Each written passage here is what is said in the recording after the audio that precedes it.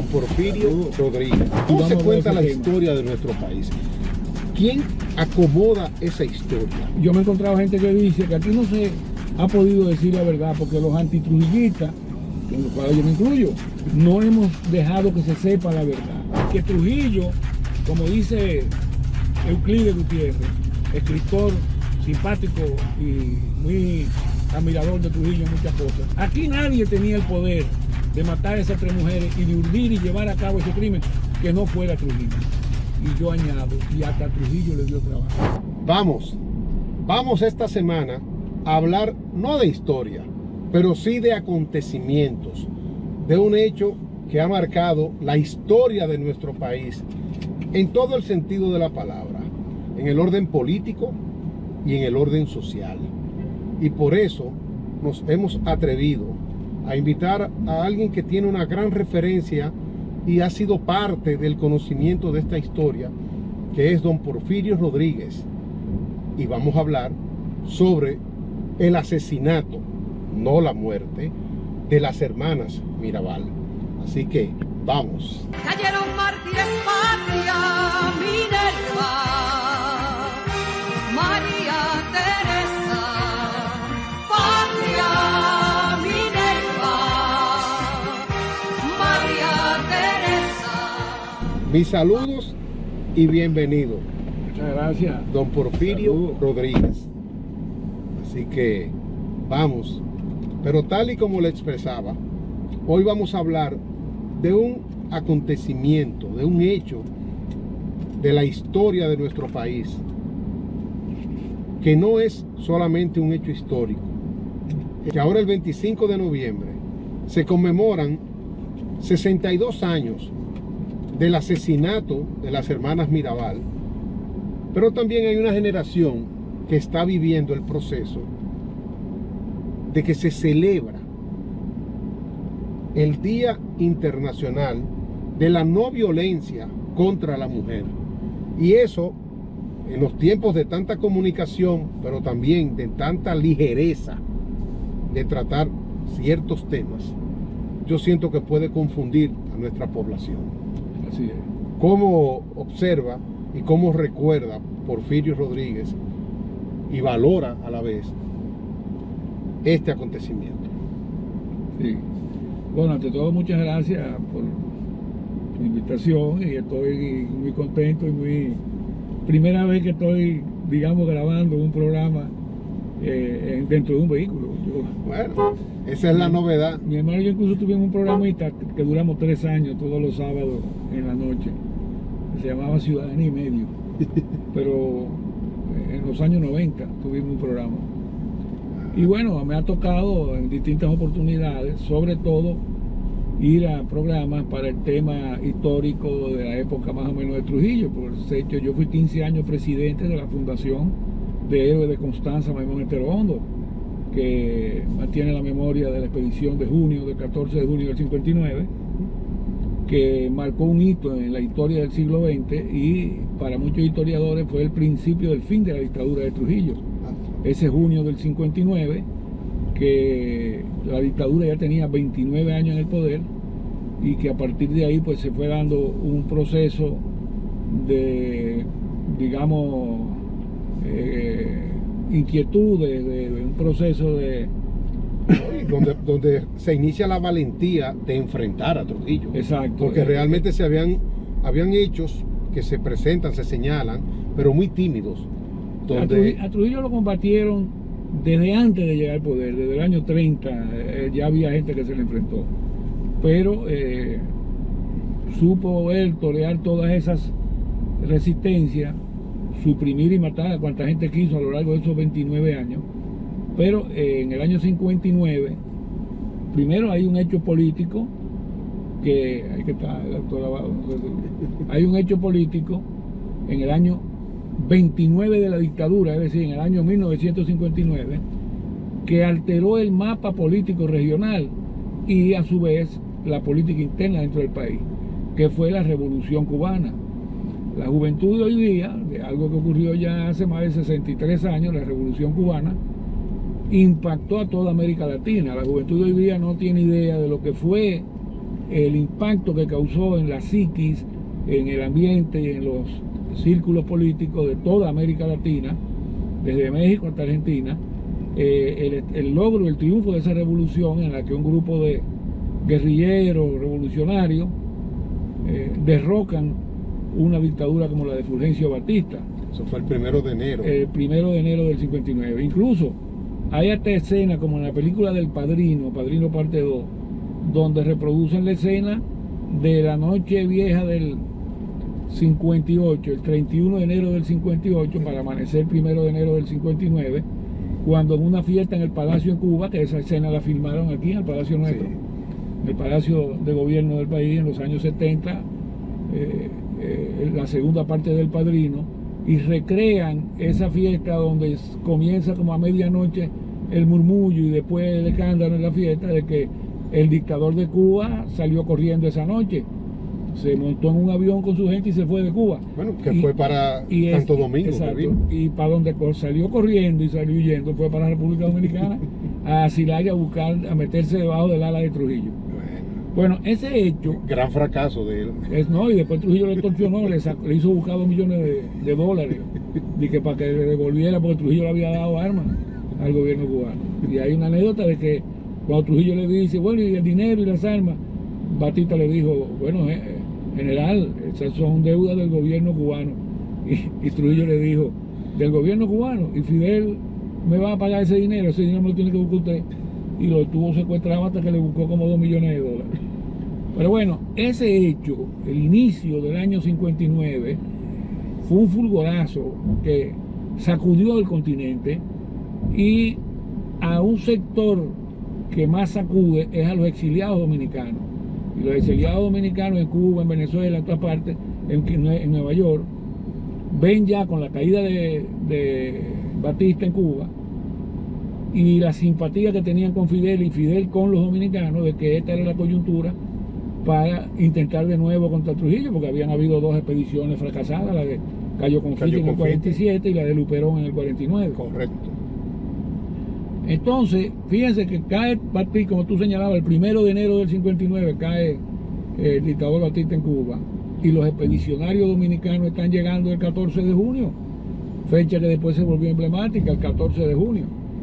Llegan, en apenas 6 meses, migran a Cuba los que no estaban, organizan en Cuba campamentos, se entrenan y vienen aquí los expedicionarios. Y llegan por Constanza el avión el 14 de junio, y las lanchas que estaban supuestas a llegar el 14 de junio se atrasan en el mar, es una historia que no vamos a meternos ahora, terminan llegando el 20 de junio. Papá era el comandante de la que llegó por Maimón.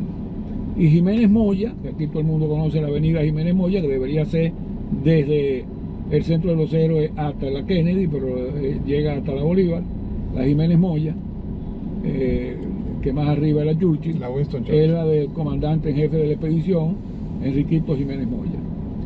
Ese hecho, la expedición, en ese año donde ya había una ansiedad en todas partes por lo que estaba pasando en Cuba, marca un hito en la historia local, porque de repente a Trujillo le llegan estos 3 frentes armados, jóvenes que vienen a luchar y a combatir, jóvenes y no jóvenes, porque en la expedición Jiménez Moya tenía 47 años, que era el comandante jefe. Mi papá, que era el comandante de Maimón, José Horacio Rodríguez, tenía 49 años. Lucas Pichardo, que era el expedicionario de más edad, tenía 62 años y vino con un hijo. Y vinieron 2 padres con hijos. Fíjense lo que es un momento, una repatriación armada de expedicionarios en la que vienen 3 con sus hijos. Eso te deja ver ya el fulgor que había en combatir a Trujillo y la resolución que tuvieron estos hombres. Y ellos subestimaron el poder militar de Trujillo. Y yo siempre digo que también el mismo avance y triunfo de Fidel motivó a Trujillo a ser impecable, porque Trujillo decía, a mí no me va a pasar como Batista, que en cierta forma Esas eran de las expresiones Batista de él. subestimó a Fidel y a su gente y creyó que eso se iba a extinguir, pero no le puso el empeño, y cuando quiso venir a poder el empeño de desbaratar la guerrilla de Castro, ya eso había cundido y se había extendido casi ya por muchas partes de Cuba, con una resistencia interna, y en Cuba ya a Batista no le quedó de otra después de salir corriendo. No, y Batista también estaba muy confiado en el famoso apoyo de los americanos, Sí. porque con el esplendor económico que exhibía esa Cuba, que hoy por hoy sigue siendo el reflejo de la bonanza. Así es. Porque lamentablemente el Cuba ha tenido- régimen de Fidel Castro nunca llegó a superar económicamente ni a presentarle esas bonanzas No, de ahí para al adelante, pueblo. De ahí para allá fue un adelante, fracaso total. Económicamente Cuba entró en declive, y un declive que virtualmente lleva 60 años. Sí. Hay un detalle que tú acabas de decir muy importante. Los americanos no solo no apoyaron a Batista, en cierta forma promovieron a Fidel. Sí. Primero, no había habido el antecedente que después va a gravitar sobre toda la historia regional y América Latina después de la Revolución Cubana. No había habido una Revolución Cubana previa, no había habido un caso donde un país terminara, digamos, convirtiéndose en de izquierda y del ala soviética, porque era el tiempo de la Guerra Fría. Cuando Fidel triunfó, pues, yo me acuerdo que uno desde chiquito decía que los guerrilleros bajaron con rosario y escapulario y tal, y no tenían nada de comunista, ni de ateo, ni nada de eso. Ese es un proceso. Habían algunos de izquierda en el movimiento, pero el movimiento como tal no era un movimiento de izquierda. Ni lo era hasta cuando llega la expedición nuestra en el 14 de junio del 59. Si tú buscas la historia de lo que pasó en Cuba, es en julio que ya comienza alguna ruptura de Fidel y eso con los americanos. Pero el propio Fidel es un hombre con una formación profesional. Él había pertenecido y pertenecía al a la partido sociedad ortodoxo, correcto. un partido que no era comunista ni era ni siquiera socialista, era un partido No, y era, demócrata y era liberal. clase media, como uno pudiese decir hoy en día. Exacto. El que sí tenía antecedentes de haber estado medio más mezclado con partidos de izquierda era el hermano Raúl, pero no Fidel. Que Raúl terminó siendo siempre la mano que movía la cuna. Sí. Jugó siempre un papel un poquito en la sombra y bueno. Pero era el símbolo del poder real. Pero para entrar un poco en el tema del aniversario de las Mirabal, aquí las Mirabal, viendo y por informaciones que tenían los antitrujillistas de que en Cuba se estaba ya gestionando una expedición para venir a luchar contra Trujillo, las Mirabal fueron de las que aquí comenzaron hasta hacer ropa para irse al monte de guerrillero, Minerva y tal, y ellos estaban ansiosos de cuando llegara la expedición, aunque no tenían vínculos directos y orgánicos. La expedición se trabajaba en secreto en Cuba, pero más o menos los antitrujillistas sabían que los exiliados antitrujillistas, y que Fidel se comprometió a apoyar a los exiliados a que vinieran a luchar contra Trujillo, porque Fidel había sido un soldado en el ejército para venir a luchar contra Trujillo, que se hizo en el año 47, que mucha gente no sabe que Fidel, antes de ser el histórico personaje en el año 47, fue un voluntario en la expedición de Cayo Confuti. El primer entrenamiento militar de Fidel, siendo un estudiante de la Universidad de La Habana de Derecho, es con los dominicanos en Cayo Confuti en el 47. Por eso cuando 13 años después triunfa la revolución en mano de él, una de las primeras cosas que él dice es que va a apoyar a los dominicanos a tumbar a Trujillo. De ahí la identidad con nosotros. Exacto, por eso había esa afinidad, esa identidad. Y por eso los dominicanos celebraron su triunfo y se involucraron de una vez en organizar la expedición. Bueno, pero aquí, reprimidos, escondidos, en secreto, habían dominicanos añorando que llegara la expedición, y entre eso están las Mirabal y Manolo, Leandro Guzmán, que ya era el esposo de María Teresa Mirabal. Y ellos llegaron y estaban ya preparando cómo darle apoyo en las montañas, pero fue algo muy breve el tiempo, porque Trujillo exterminó la expedición en pocas semanas. La expedición llega y tiene dos factores muy importantes. Primero, no recibe apoyo del campesinado, que era trujillista, porque aquí no había conciencia política como la que había en Cuba. Y el temor también. Y había el miedo. Y Trujillo de una vez comenzó a sobornar y a dar premios para que delataran a los expedicionarios. Y por otra parte, la hazaña implacable con la que Trujillo comenzó a bombardear y a masacrar a los expedicionarios, donde no hubo el más mínimo respeto de los códigos de guerra eso fue una cosa, porque Trujillo tenía el ejemplo de Batista y decía: a mí no me va a pasar lo mismo que a Batista. Y esa era una forma de él inducir al pueblo a que le podía suceder. Exacto. O sea, se lo señaló ahí mismo. No, y además, le dio temor, le dio miedo. había una ola de cambio en América Latina. Sí. Había caído en Colombia el gobierno de Rojas Pinilla en el en el 57. Había caído la dictadura de Pérez Jiménez, en el 58, que también un año antes de la caída de Batista, de Venezuela vino Pérez Jiménez a esconderse aquí donde Trujillo. Porque los dictadores en ese momento uno a otro se asociaban y se ayudaban. Entonces habían habido ya 3 gobiernos en los 3 años previos: Colombia, después Venezuela, y entonces ahora en el 59, a partir del 1 de enero del 59, Batista, con el triunfo de Fidel. Entonces ese proceso de ola de cambio, los dominicanos entendían que iba a favorecer que aquí también la gente se alzara, pero subestimaron el grado de control, de terror que tenía la dictadura de Trujillo. Por eso es válido ese título que escribió un libro de Juan Bosch, Trujillo, una dictadura sin ejemplo. La dictadura más cruel, más totalitaria, más sanguinaria que había en América Latina era la de Trujillo. Aquí no se podía hacer otra cosa que no fuera adular y estar lambiendo al jefe. Como decían, aquí hay un culto a la personalidad de Trujillo que no tiene precedente en América Latina. Pero a mí alguien que me decía, no, pero Fidel terminó siendo una dictadura, lleva 60 años la dictadura, pero La Habana se sigue llamando La Habana, no se llama Ciudad Castro. ¿Tú te das cuenta? Sí. O la misma en Venezuela, Caracas se sigue llamando Caracas, no se llama Ciudad Chávez. Trujillo ya en el 35 o 36 le puso a esto Ciudad Trujillo. O sea, el grado de control y de lambonismo, si se puede decir esa palabra, que llegó a este país. Por eso Vargas Llosa, el premio Nobel, cuando se empapó de lo que había vivido este país, quiso escribir esa novela, La fiesta del chivo, y después, porque el grado de sumisión y de control y de abyección a que aquí se vivió con Trujillo no tiene nombre. Que lamentablemente, cuando yo digo que nuestro sistema sigue siendo trujillista, es por ese tipo de elementos. Nuestra sociedad no se ha guardado nunca las formas y nunca ha buscado el respeto de la sumisión ante el poder.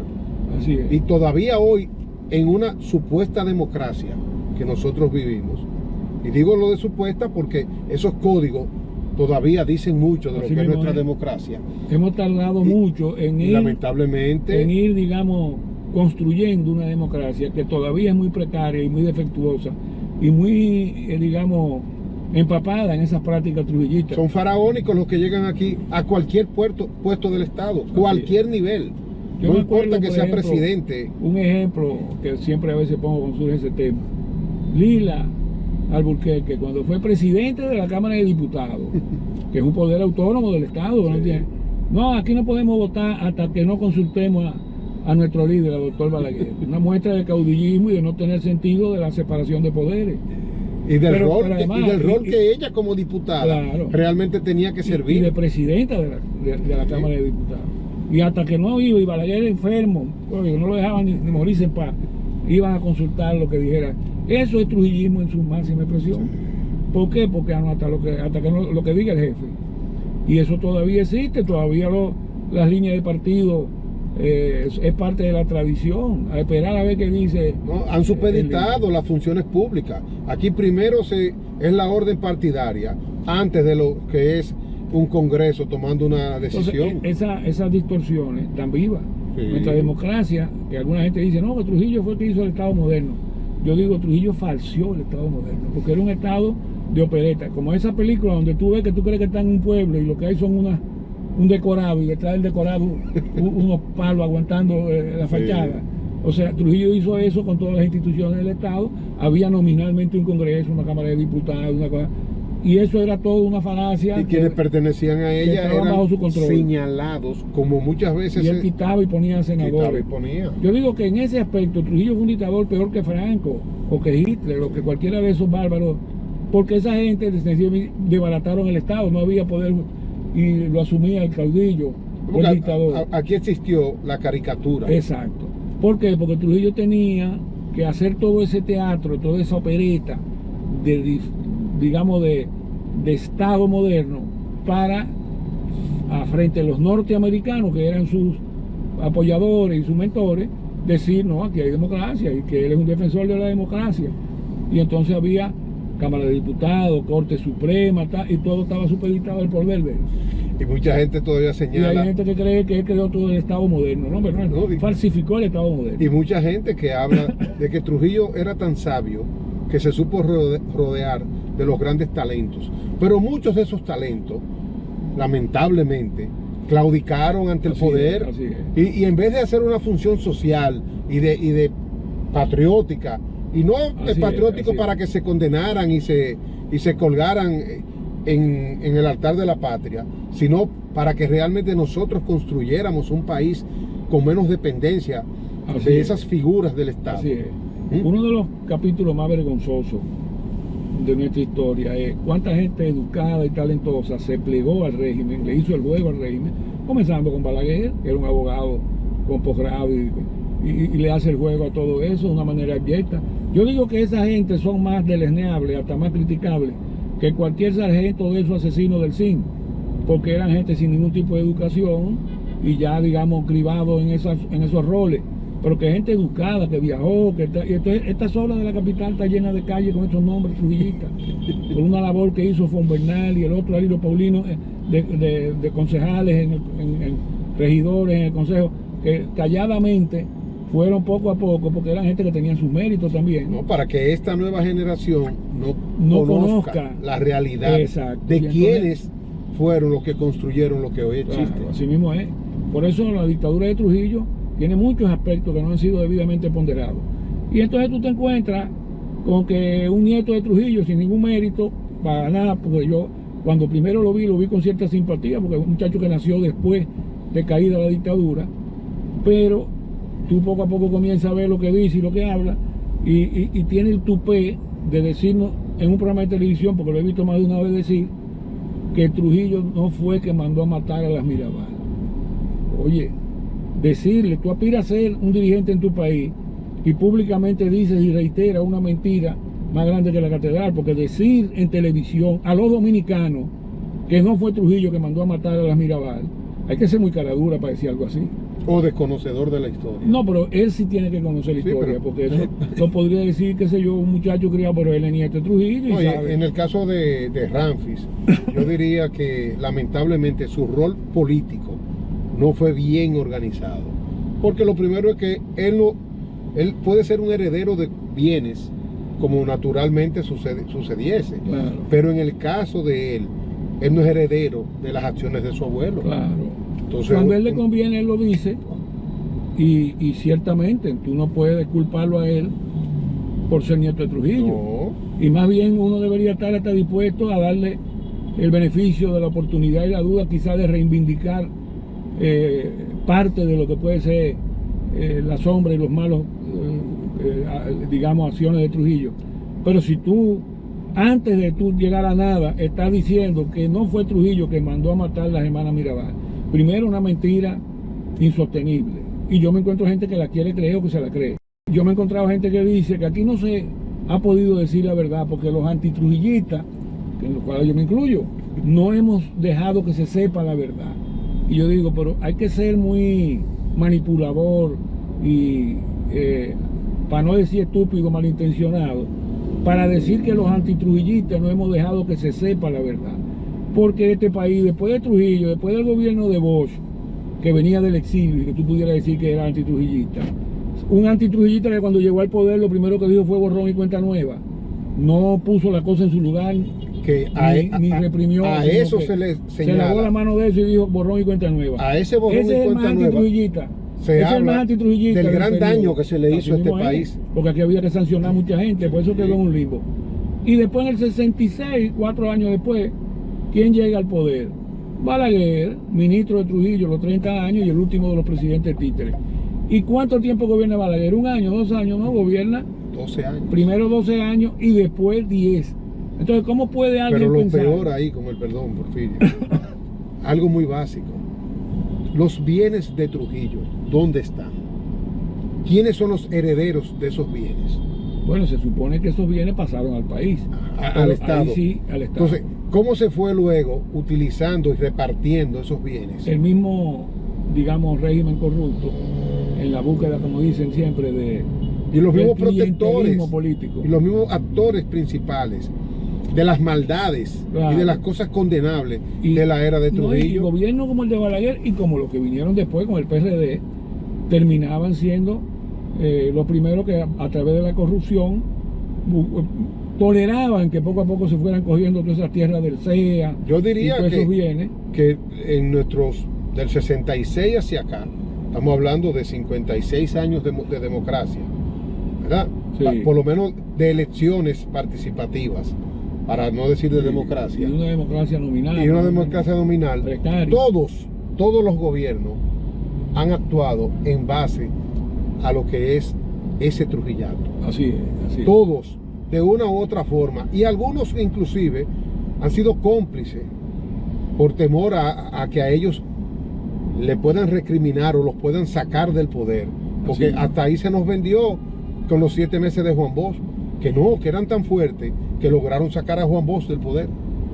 Sí, ahí también es un tema y un momento histórico muy complejo, donde confluyen la paranoia de los americanos y de la gente contra el comunismo por el triunfo de la Revolución Cubana, que ya se había, ahí ya para esa época sí se había abrazado con el polo soviético, y entonces había una paranoia con eso. Había también sectores oligárquicos que querían disponer de esos bienes y poco a poco lo fueron logrando, y había también sectores hasta democráticos y compañeros de voz del exilio. Jiménez Grullón era de los fundadores del PRD en el exilio y que salió exiliado antes que Bosch.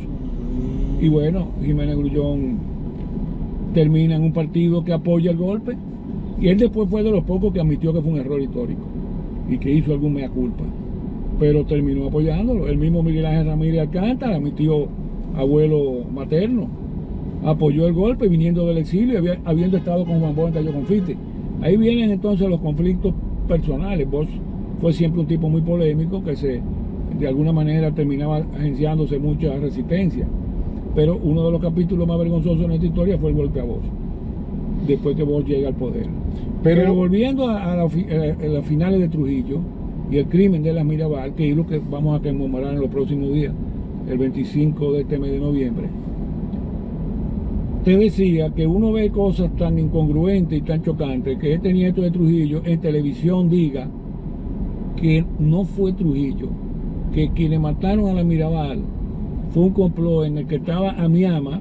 El que no sabe quién es Amiama es uno de los complotados para matar a Trujillo el 30 de mayo. Luis Amiama Tío, que había sido contraalmirante. Y no, y que había estado en el Consejo de Estado después de que cae Trujillo. Correcto. Y fundó un partido político propio. Pero Luis Amiama Tío, en el momento en que matan a Trujillo, era una persona, un simple empleado sin mayor relevancia. Lo que pasa es que él era amigo de Pupo Román y era el enlace del grupo de complot con Pupo Román, el secretario de la Fuerza Armada, que estaba en el complot y que estaba casado con una sobrina de Trujillo, y era parte del enlace que ellos tenían. Y que Inver Barrera, entonces Amiama e Inver Barrera fueron los únicos de los complots o de los principales conjurados en el atentado con Trujillo que a la tiranía se le escaparon, que no los pudieron matar, porque mataron a Antonio de la Maza, a Juan Tomás Díaz y a todo el grupo del 30 de mayo. Pero Inver Barrera y Amiama se supieron esconder y nunca los agarraron.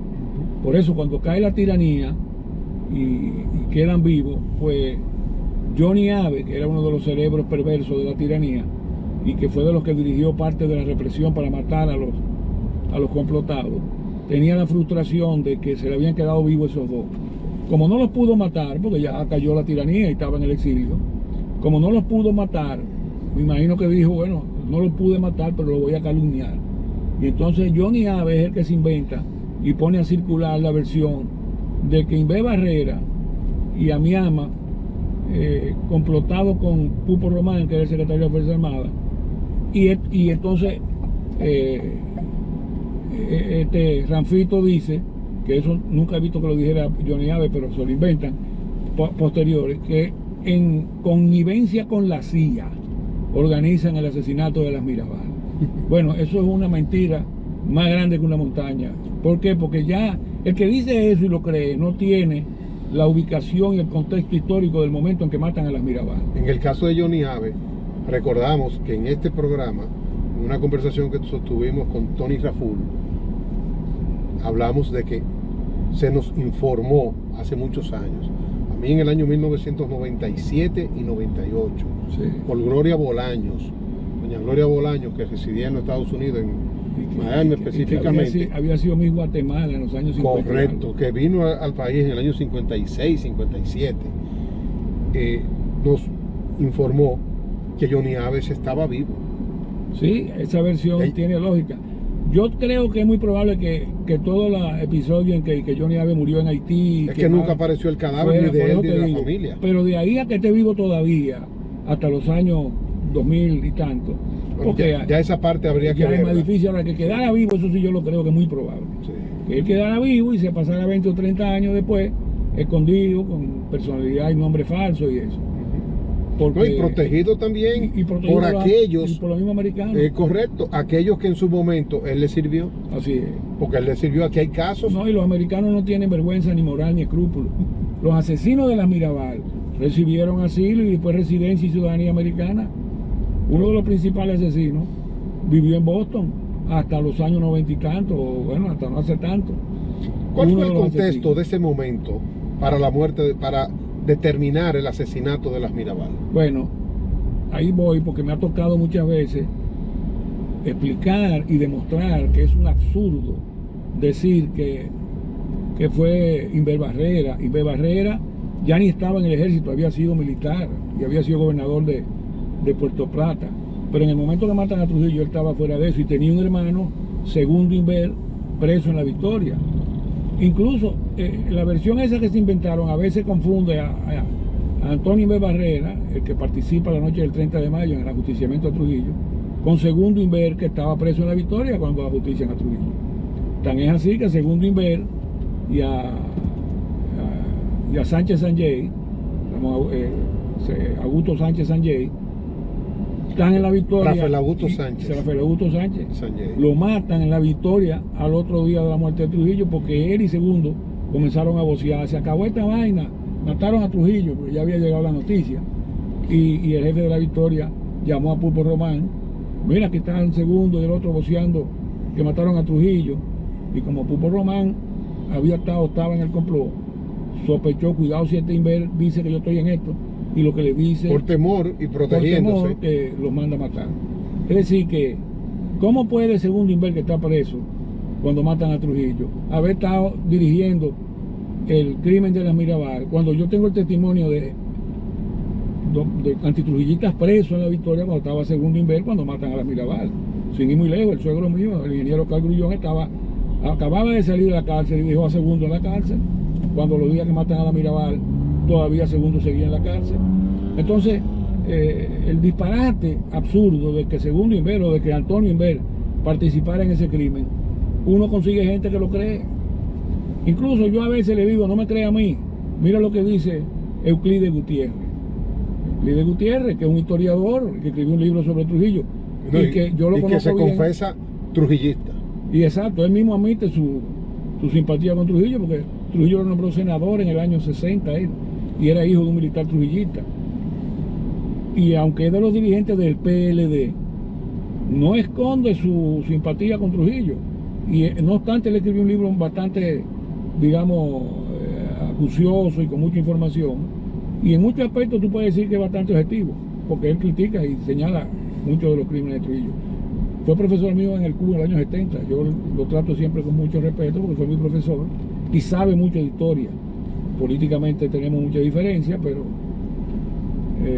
un antitrujillista, un trujillista que terminó siendo del grupo de poder con Juan Bosch, del comité político del PLD. No, y bueno, del poder político actual, porque con el PLD, salió del gobierno en el 2020. Así es. Bueno, a él le han preguntado... Con malas conductas. Quiso actuar en base a cuando él, de esa época. Si te pones a ver, comparado con toda esta camada de corruptos del PLD, bueno, pudiera ser un tipo que se benefició moderadamente del cargo, eso, pero hasta donde yo veo no se le puede endilgar, como no sea la complicidad política de apoyar toda esta vagabundería.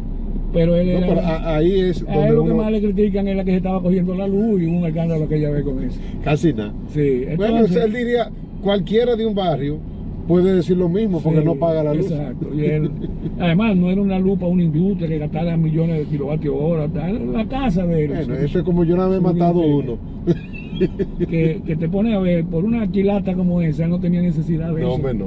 Entonces, Fue más el ego, fue más el ego que otra porque cosa. tiene su- Y quizá el su ego. desconocimiento de cómo Sí. lograron hacerle el enganche.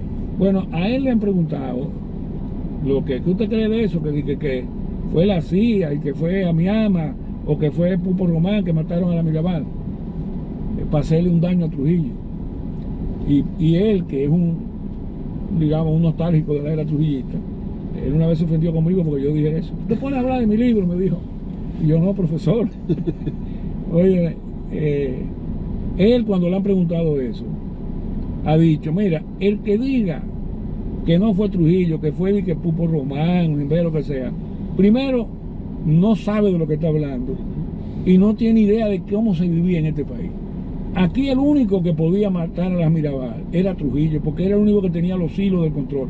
¿Y qué militar aquí iba a trasladar a los esposos, a Manolo Tavares, a Leandro Guzmán, a la cárcel de Puerto Plata, desde un sitio a otro que no fuera por Trujillo? Porque aquí un militar mueve eso y al otro día le informan a Trujillo, le pregunta, jefe, ¿y usted mandó a trasladar a fulano? ¿Y qué iba a decir? ¿Cómo? ¿Quién lo trasladó? ¿Y quién ha dado esa orden?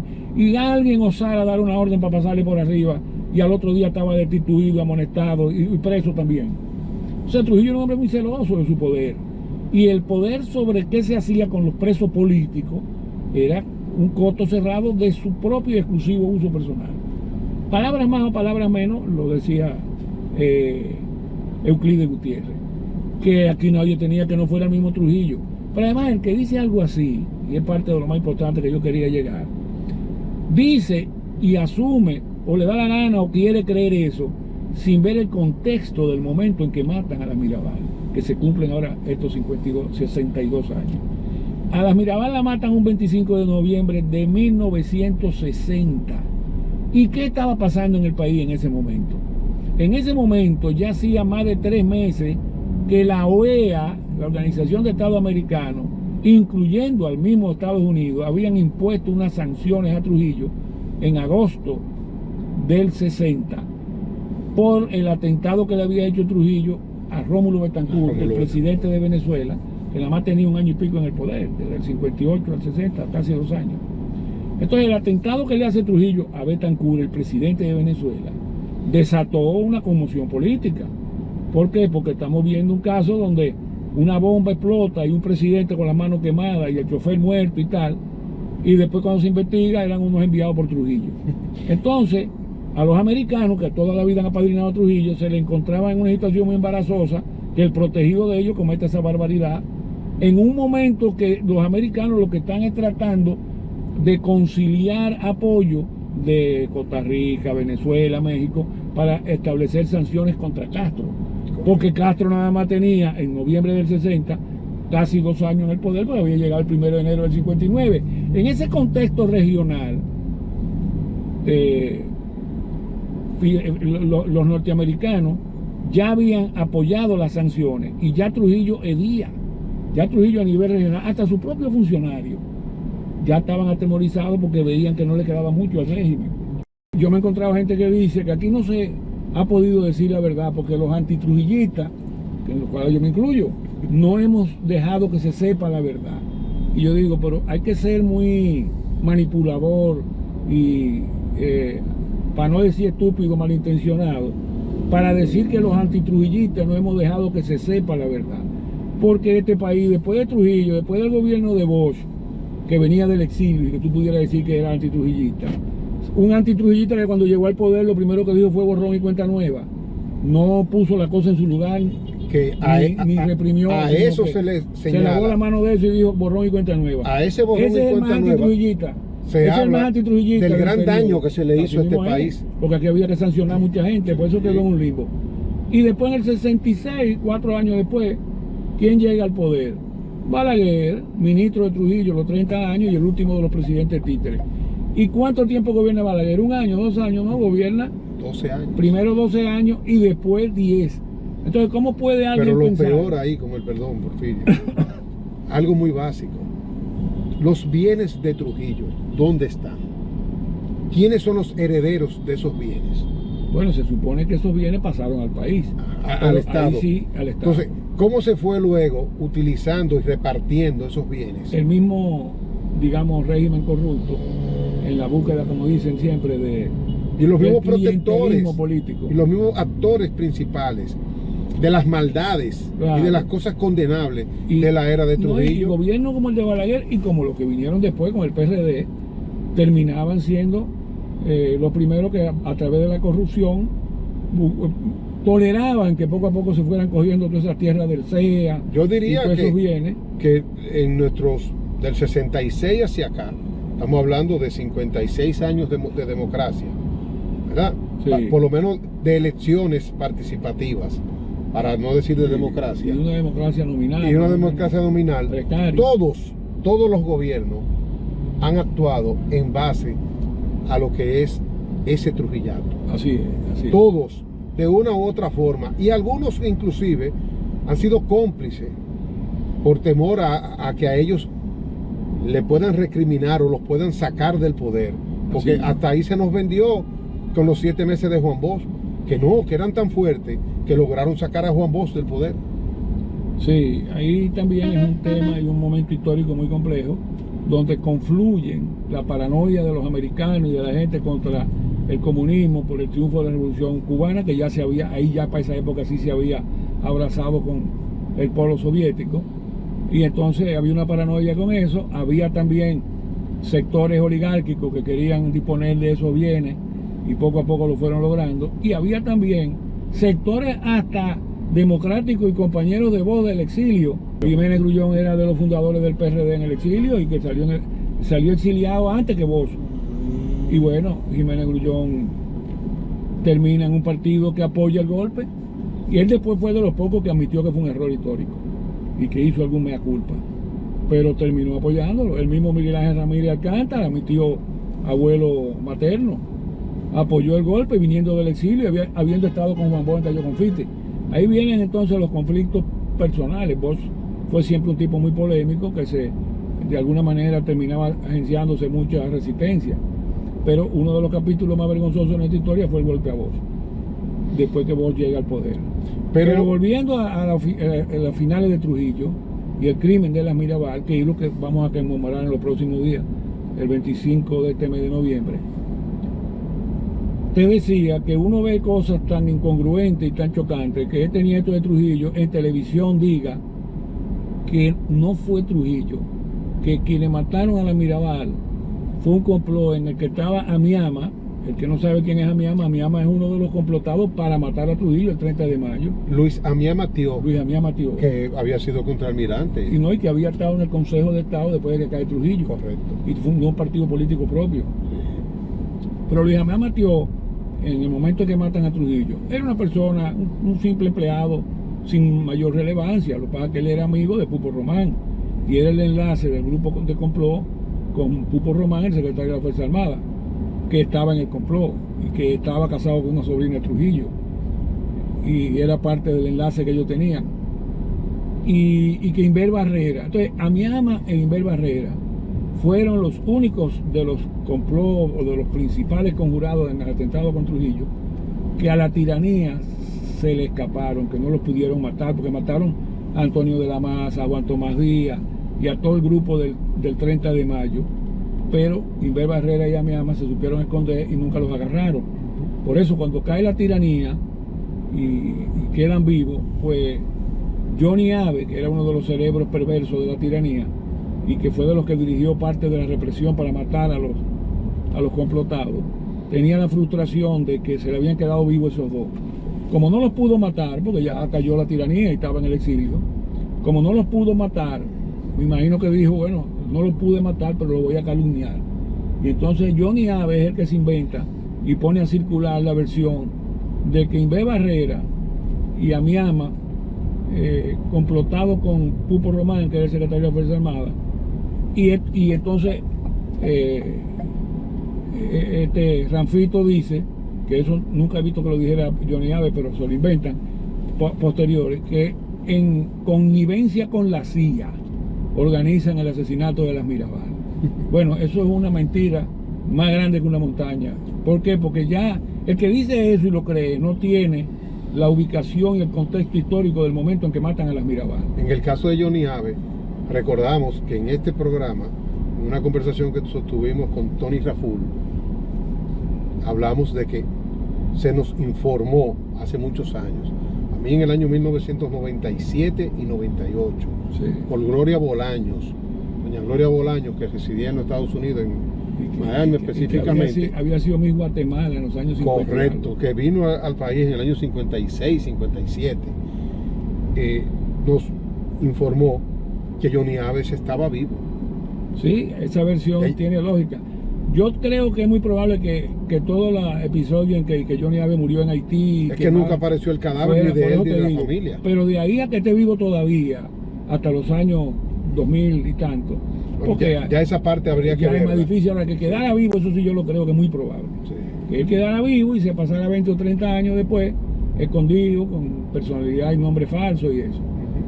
Porque, No, y protegido también y protegido por aquellos, y por los mismos americanos. Correcto, aquellos que en su momento él le sirvió, Así es. porque él le sirvió. Aquí hay casos. No, y los americanos no tienen vergüenza, ni moral, ni escrúpulos. Los asesinos de las Mirabal recibieron asilo y después residencia y ciudadanía americana. Uno de los principales asesinos vivió en Boston hasta los años 90 y tanto, o bueno, hasta no hace tanto. ¿Cuál Uno fue de el los contexto asesinos. de ese momento para la muerte, para determinar el asesinato de las Mirabal? Bueno, ahí voy porque me ha tocado muchas veces explicar y demostrar que es un absurdo decir que fue Inver Barrera. Inver Barrera ya ni estaba en el ejército, había sido militar y había sido gobernador de Puerto Plata. Pero en el momento que matan a Trujillo, él estaba fuera de eso y tenía un hermano, segundo Inver, preso en La Victoria. Incluso la versión esa que se inventaron a veces confunde a Antonio Inver Barrera, el que participa la noche del 30 de mayo en el ajusticiamiento a Trujillo, con segundo Inver, que estaba preso en La Victoria cuando ajustician a Trujillo. Tan es así que segundo Inver y a Sánchez Sanjay, Augusto Sánchez Sanjay, están en La Victoria. Rafael Augusto Sánchez. Rafael Augusto Sánchez. Sanjay. Lo matan en La Victoria al otro día de la muerte de Trujillo porque él y segundo comenzaron a vocear. Se acabó esta vaina, mataron a Trujillo, porque ya había llegado la noticia. Y el jefe de La Victoria llamó a Pulpo Román. Mira, aquí está el segundo y el otro voceando que mataron a Trujillo. Y como Pulpo Román estaba en el complot, sospechó, cuidado si este Inver dice que yo estoy en esto. Y lo que le dice, Por temor y protegiéndose. por temor, que los manda a matar. Es decir que, ¿cómo puede segundo Inver, que está preso cuando matan a Trujillo, haber estado dirigiendo el crimen de las Mirabal, cuando yo tengo el testimonio de antitrujillistas presos en La Victoria cuando estaba segundo Inver, cuando matan a las Mirabal? Sin ir muy lejos, el suegro mío, el ingeniero Carl Grullón, acababa de salir de la cárcel y dejó a segundo en la cárcel. Cuando los días que matan a la Mirabal, todavía segundo seguía en la cárcel. Entonces, el disparate absurdo de que segundo Inver o de que Antonio Inver participara en ese crimen, uno consigue gente que lo cree. Incluso yo a veces le digo, no me crea a mí, mira lo que dice Euclides Gutiérrez. Euclides Gutiérrez, que es un historiador, que escribió un libro sobre Trujillo, No, y que yo lo y conozco que se bien. confesa trujillista. Y exacto, él mismo admite su simpatía con Trujillo, porque Trujillo lo nombró senador en el año 60, él, y era hijo de un militar trujillista. Y aunque es de los dirigentes del PLD, no esconde su simpatía con Trujillo. Y no obstante, él escribió un libro bastante, digamos, acucioso y con mucha información. Y en muchos aspectos tú puedes decir que es bastante objetivo, porque él critica y señala muchos de los crímenes de Trujillo. Fue profesor mío en el CUB en el año 70. Yo lo trato siempre con mucho respeto porque fue mi profesor y sabe mucho de historia. Políticamente tenemos mucha diferencia, pero un antitrujillista, un trujillista que terminó siendo del grupo de poder con Juan Bosch, del comité político del PLD. ¿No? Y bueno, del poder político actual, porque con el PLD, salió del gobierno en el exacto. 2020. Así es. Bueno, a él le han preguntado... Con ese malas disparate. conductas. Quiso actuar en base a cuando Bueno, él, pero si de te- esa época. Si te pones a ver, comparado con toda esta camada de corruptos del PLD, Bueno, pudiera ser un tipo que se benefició moderadamente del cargo y eso, pero hasta donde yo veo no se le puede endilgar, como no sea la complicidad política de apoyar toda esta vagabundería, Pero él No, era... pero ahí es A donde él lo que uno más le critican es la que se estaba cogiendo la luz y hubo un escándalo aquella vez con eso. casi nada. Sí, Bueno, entonces, él diría, cualquiera de un barrio puede decir lo mismo porque sí, no paga la luz. Exacto. Y él, además, no era una luz para una industria que gastara millones de kilovatios hora, tal, la casa de él. Bueno, eso es como yo una vez he Su matado gente. uno. Que te pone a ver, por una chilata como esa, no tenía necesidad de No, eso. hombre, no. Entonces, Fue más el ego El que ego, otra porque cosa. él tiene su- Y quizá su el ego. desconocimiento de cómo Sí. lograron hacerle el enganche. Bueno, a él le han preguntado lo que usted cree de eso, que fue la CIA y que fue a mi ama o que fue Pupo Román que mataron a la Mirabal para hacerle un daño a Trujillo. Y él, que es digamos, un nostálgico de la era trujillista, él una vez se ofendió conmigo porque yo dije eso. ¿Te pones a hablar de mi libro? Me dijo. Y yo, no, profesor. Oye, él cuando le han preguntado eso, ha dicho, mira, el que diga que no fue Trujillo, que fue de que Pupo Román, o lo que sea, primero no sabe de lo que está hablando y no tiene idea de cómo se vivía en este país. Aquí el único que podía matar a las Mirabal era Trujillo, porque era el único que tenía los hilos del control. ¿Y qué militar aquí iba a trasladar a los esposos, a Manolo Tavares, a Leandro Guzmán, a la cárcel de Puerto Plata, desde un sitio a otro que no fuera por Trujillo? Porque aquí un militar mueve eso y al otro día le informan a Trujillo, le preguntan, jefe, ¿y usted mandó a trasladar a fulano? ¿Y qué iba a decir? ¿Cómo? ¿Quién lo trasladó? ¿Y quién ha dado esa orden? Y alguien osara dar una orden para pasarle por arriba y al otro día estaba destituido, amonestado y preso también. O sea, Trujillo era un hombre muy celoso de su poder. Y el poder sobre qué se hacía con los presos políticos era un coto cerrado de su propio y exclusivo uso personal. Palabras más o palabras menos, lo decía Euclides Gutiérrez, que aquí nadie tenía que no fuera el mismo Trujillo. Pero además el que dice algo así, y es parte de lo más importante que yo quería llegar, dice y asume o le da la gana o quiere creer eso sin ver el contexto del momento en que matan a la Mirabal, que se cumplen ahora estos 62 años. A las Mirabal la matan un 25 de noviembre de 1960. ¿Y qué estaba pasando en el país en ese momento? En ese momento ya hacía más de 3 meses que la OEA, la Organización de Estados Americanos, incluyendo al mismo Estados Unidos, habían impuesto unas sanciones a Trujillo en agosto del 60 por el atentado que le había hecho Trujillo a Rómulo Betancourt, el presidente de Venezuela, que nada más tenía 1 año y pico en el poder, desde el 58 al 60, casi 2 años. Entonces el atentado que le hace Trujillo a Betancourt, el presidente de Venezuela, desató una conmoción política. ¿Por qué? Porque estamos viendo un caso donde una bomba explota y un presidente con las manos quemadas y el chofer muerto y tal, y después cuando se investiga eran unos enviados por Trujillo.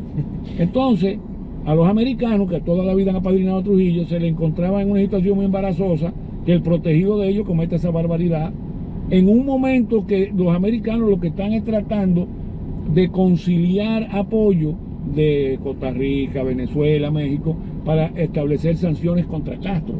Porque Castro nada más tenía, en noviembre del 60, casi 2 años en el poder, pero había llegado el 1 de enero del 59.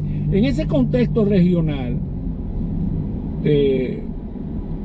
los norteamericanos ya habían apoyado las sanciones y ya Trujillo hedía, ya Trujillo a nivel regional, hasta sus propios funcionarios ya estaban atemorizados porque veían que no le quedaba mucho al régimen.